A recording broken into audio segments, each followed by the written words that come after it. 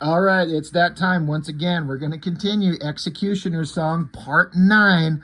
Good Lord, holy God, how many times do we have to go over these crossovers that are multiple issues? I know I've said it every time. I've enjoyed this crossover. Rereading it, I mean, I don't think it needed to go 12 parts. And this issue feels like a lot of filler.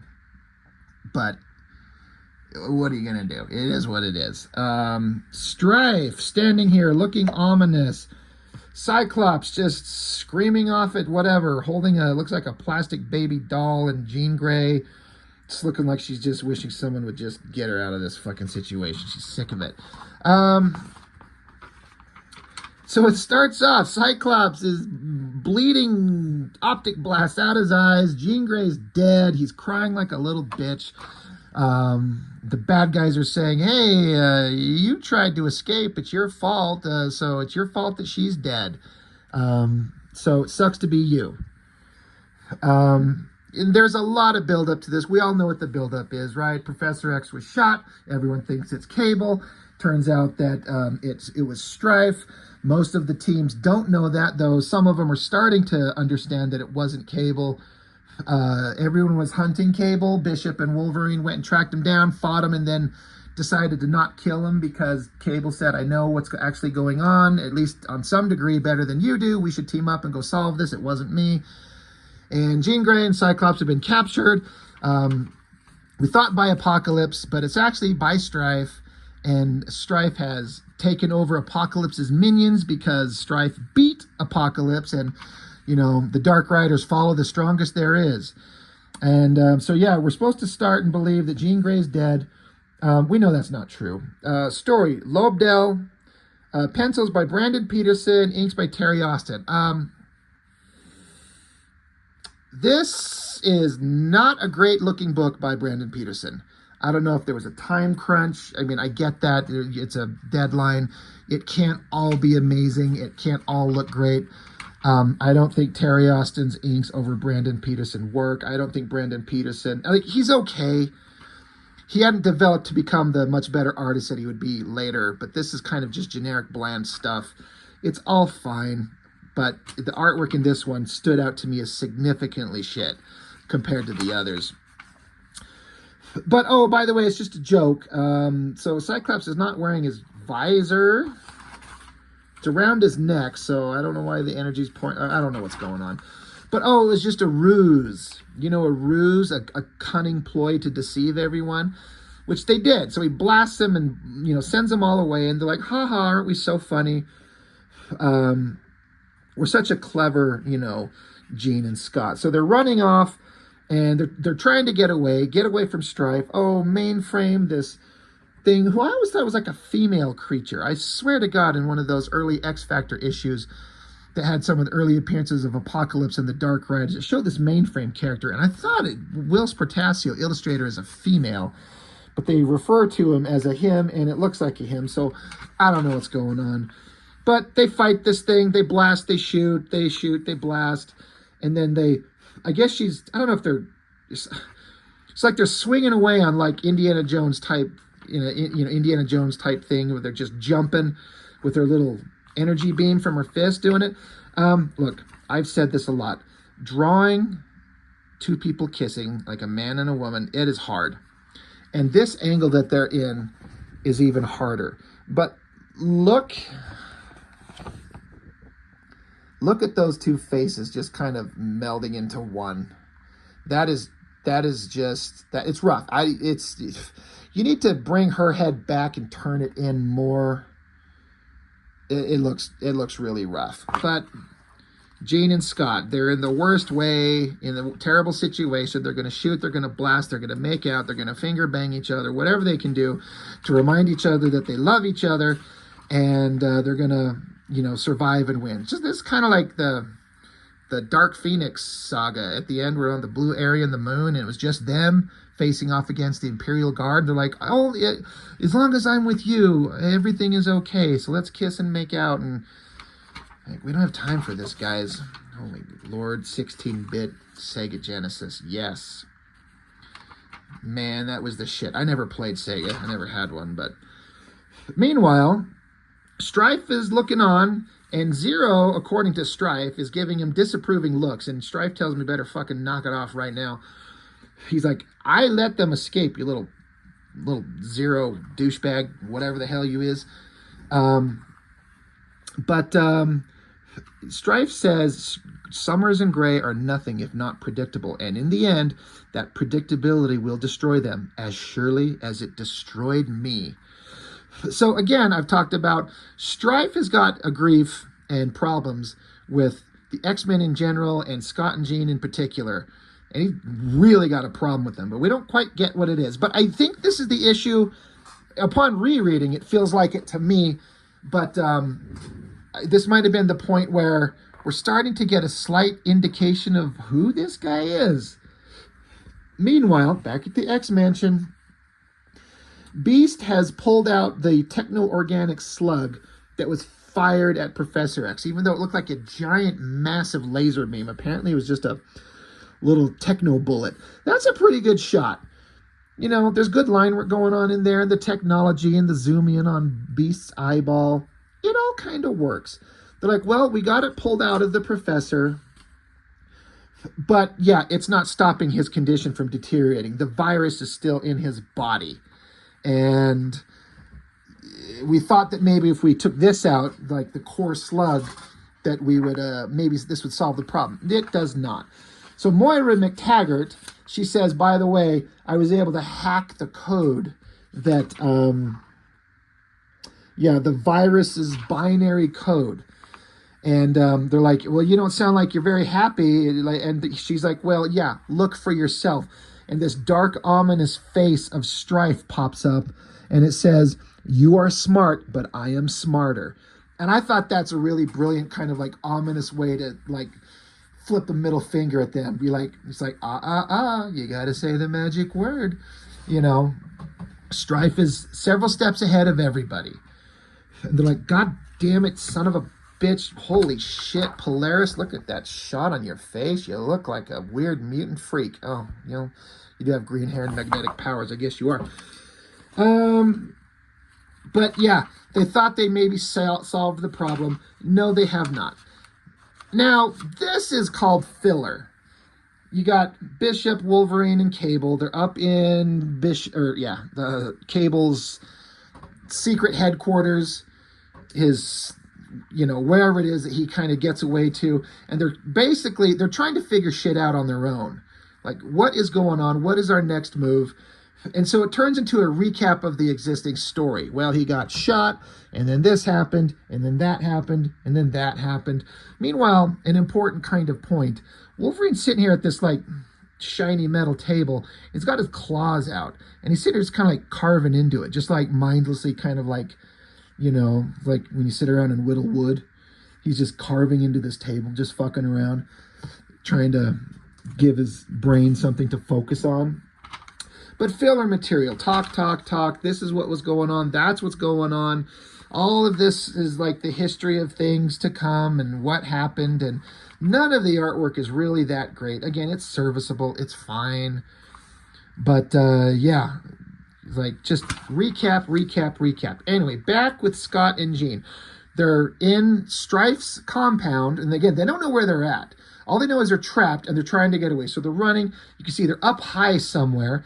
And as they go zipping around, they're chit-chatting back and forth. It's saying here, yes, they're saying Scott, Jean Grey's saying, Scott, maybe now isn't the time to question the motives of our captor, but I can't help but wondering, why us?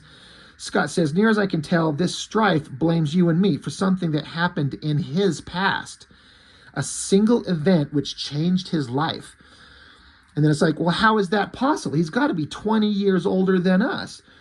Skycop's like, we'll ponder the specifics later after we've escaped and alerted the rest of the X-Men to the... And they go around a fucking corner, and there's the worst drawn baby I've ever seen in my life. Again, babies are hard to draw. But God, is that awful. Look at that poor thing. Like, they even give him a giant, like, muscular barrel chest. Jesus Christ, even Liefeld drew better babies than that. But they're saying that Strife blames Scott and Jean specifically for something that happened in his past. And like, but he's old. And they come around the corner and they show, and this sort of looks like Nathan Summers, the baby. So I was like, okay, so the child that they sent into the future in those issues of X Factor, Scott had a baby with, I don't think it was with Jean Grey. It was Madeline Pryor, right? Nathan Summers had this cute little kid, and Apocalypse infected that baby with a techno-organic virus, and they could not save the baby's life. And so this being, Ascani was her name, come from the future and says, I can save your kid's life, but the only way I can do it is to take him to the future where the technology exists to save his life. I can do that. I can save his life. If he stays here, you keep him, but he dies. If you give him to me, he lives, but you'll never see him again. So, not to spoil anything, blah, blah, blah, but I think I am reading this, and I think we're supposed to, like, is Strife Nathan Summers the baby that went into the future? Like, oh shit. It all would be a little bit more poignant if this fucking drawing of this baby wasn't so god-awful weird. Anyway, back at the X-Mansion, in the last issue, we saw how Apocalypse showed up and fought the X-Men for a minute. But the Apocalypse says, like, look, I know we're enemies, but we all have a mutual threat. It's called Strife. So we have to join forces to defeat him. And the X-Men begrudgingly agreed. So Apocalypse is trying to, like, regenerate himself. That's why it looks like he's dissolving into a pile of apocalyptic shit. But Apocalypse is like, I've had to regenerate myself, but I'm doing okay. We can resume our negotiations. Havoc and Storm are like, man, fuck you. You're an evil monster. We don't trust you. Apocalypse says, hey, fuck you. You just have to. They're like, all right, well, you know, we don't have a choice, because Apocalypse points out, like, half of your number are imprisoned or fallen in battle. You don't have a choice. So Cannonball, Havoc, Storm, and Archangel, they're there. They're like, well, you say that you can save the professor. How do we know that you can? And so this overly ridiculous, dramatic shot of Angel, like, this is ridiculous with his hands and that face shadowing. It doesn't work. I feel like if Whilce Portacio drew this, this would be amazing, because he's really good with Archangel. Portacio draws the defining Archangel, in my opinion, like, hands down. So damn good looking. But they're like, well, how can we trust Apocalypse to save the professor's life? And Angel's like, Apocalypse is the master of mutagenics. He once infected Scott's son, Nathan Christopher, with a virus that resembles the one threatening Charles. My wings, gifts from this madman, are techno-organically derived from his own shape-shifting cells. For better or worse, though I loathe to admit it, I am living testimony to his genius, twisted or otherwise. He may be Charles's only hope. The most insulting thing they ever did was put this, like, flat top bullshit mullet on Archangel. What a stupid fucking hair design. Like, totally flat top cropped, and then, like, this long hair in the background. That has never looked good, even in 93 when this was coming out. So Storm says, well, if Warren believes him, there's nothing left to discuss. So Apocalypse, now that he's been like, all right, you know, they said, all right, we have to trust you, let's go. Apocalypse addresses Angel. He says, I'm curious, you've never made a secret of your hatred for me. Given this opportunity, why don't you acquiesce to your heart's desire? Why not slay me, son? So Archangel says, I am no more your son than I am the angel of death you sought to turn me into. When I do kill you, and rest assured that I will, it will only be after you've suffered the way I've suffered because of you. And it will be at a time and place of my choosing, not simply because the situation presented itself. And Apocalypse just smiles, knowing he is truly the strongest, which is what Apocalypse is all about. Back to Bishop, Cable, and Wolverine just sitting around, just talking. Again, filler, but they're trying to figure things out. And there is a small point to this that we will kind of get to. But again, Wolverine just keeps carving shapes onto this fucking table. Like, well, how do we figure this out? What's the next move? And meanwhile, back with Scott and Jean, and they're finally, this baby looks kind of okay. Dear God. So Scott's saying, "Oh Lord, this child looks so much like Nathan." But when Ascani took my son to the future to save his life, she said it would be forever. I'd never be able to see him again. So Jean Grey's like, Scott, this has got to be hard for you. Um, she says, it's as if Strife knew we played out a similar scenario not that long ago. Like, this looks very similar to the situation that happened when they had to send the kid into the future. He's like, the baby was there and there's all this techno-organic shit. It's a very similar thing. And she's like, it's like Strife knew that we've been through this recently. How could he know? And Scott's like, yeah, how would he know unless he was there? So again, that's making me think that Nathan Summers, their kid, is Strife. Which I'm like, oh shit, that's fucked up. But then you start going thinking, well, why does Cable and Strife look the same? Why do they look?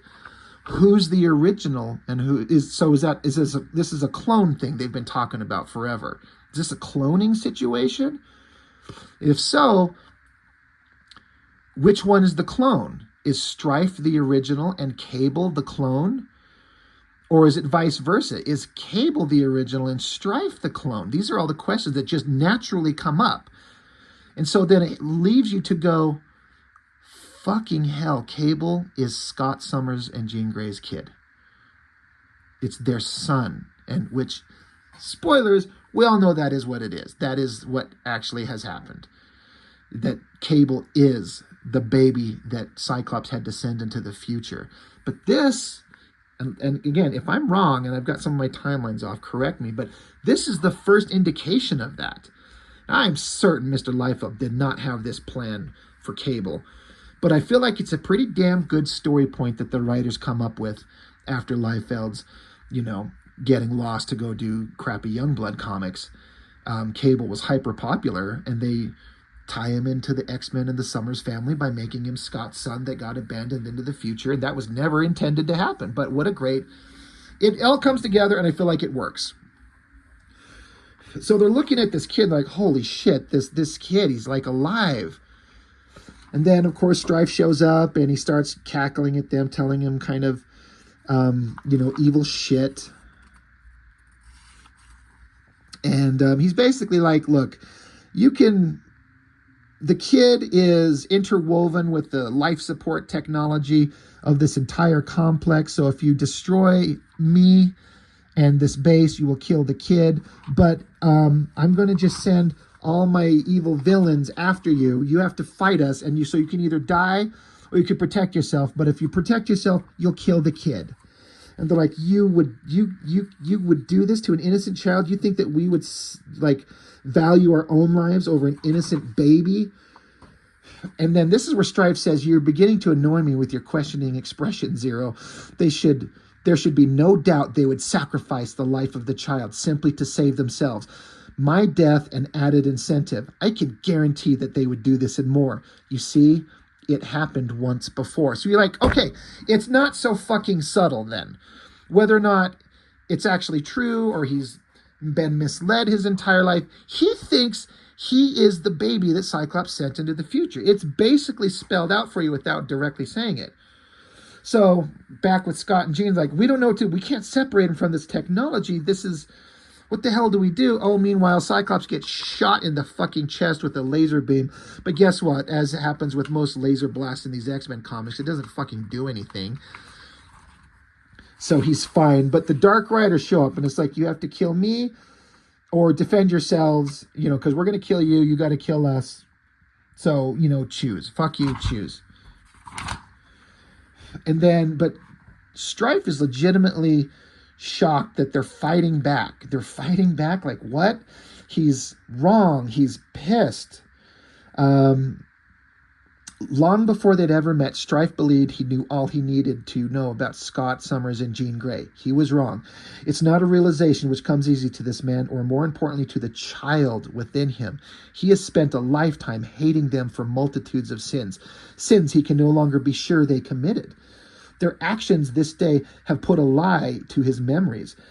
His resolve has been replaced with doubt, while his hatred is all that he has left to call his own. So it's telling you this is exactly what is. That is a really fucking weird drawing of that mask, and the coloring and the lighting make it, the nose part especially, look really strange. That looks kind of weird. But Jean and Scott, they keep fighting. There's explosions. There's destruction. They're falling. They grab onto each other, and they blast a hole through the side of the wall to get out. Like they dive over this railing, like, we got to get out of here. Things are exploding. Blows a hole through a wall, but it starts sucking them out. Like, holy shit, crap. Meanwhile, back with Wolverine, Cable. What the fuck is Cable wearing here? Like, what are these little poofy little, just all white? It's so stupid looking. Anyway. So basically Cable's like, where on earth could Strife have taken Scott and Jean? And Wolverine stops. He's like, oh, fuck, that's it. It's why Jean hasn't been able to fire off a psychic cry for help until now. Like, right now. They're in the last place X-Factor battled Apocalypse and his Dark Riders. Don't you people see? They're not on Earth at all. So Wolverine's been sitting here, and I guess this is like, I'm interpreting this, he's like giving like a subconscious message to start carving these shapes in the table. It's the moon, which is where they are. They're on the moon, and Cyclops, not knowing that, blasts a hole through the wall to get outside. It sucks them out. Now they're floating in space on the surface of the moon. The one artistic thing in this book that is really, really well done is this face of Strife, this black and white drawing as in like his cackling, joyful face as they just ejected themselves out into space. And this would kill them. They don't have the powers to survive this, you know? And that's where that book ends. And they're just like, holy shit, they're up on the moon. Oh my God. And that's the end of that book. So, a bunch of filler, but some, like every one of these books, even though it goes on for kind of forever, there's good stuff in there that's relevant in every book, even if it's only a few pages or a few scenes. Not everything is necessary. It's a little bit drawn out unnecessarily, but I thought this was a good cliffhanger, and the emotional impact of that face shot in the air with Scott and Jean out onto the surface of the moon. I'm like, that works really well. It works really well. So, issue 9 of the X-cutioner song. There's only 3 more to go. It's building up to the end. And like I said, again, we don't know that this is fact in the story, but it's leading to point us to what at least Strife thinks. Strife thinks he's the son of Scott and Jean. And he's probably pissed because they surrendered him to the future, abandoning him on some level. And I'm like, if that's the case, what a heartbreaking kind of story if that's what he thinks. Like, he felt like he was abandoned or surrendered by his own family. He's been lied to. Who knows? At least it gives some interesting context and connection to the characters. I'm totally on board with it, and I've enjoyed it a lot. So anyway, again, bunch of filler, but some good stuff in this, as always. So that's all I've got for now. So this is the Uncanny X-Men 296 X-cutioner song Part 9. That's all I've got for now. Thank you for watching. I'll see you next time.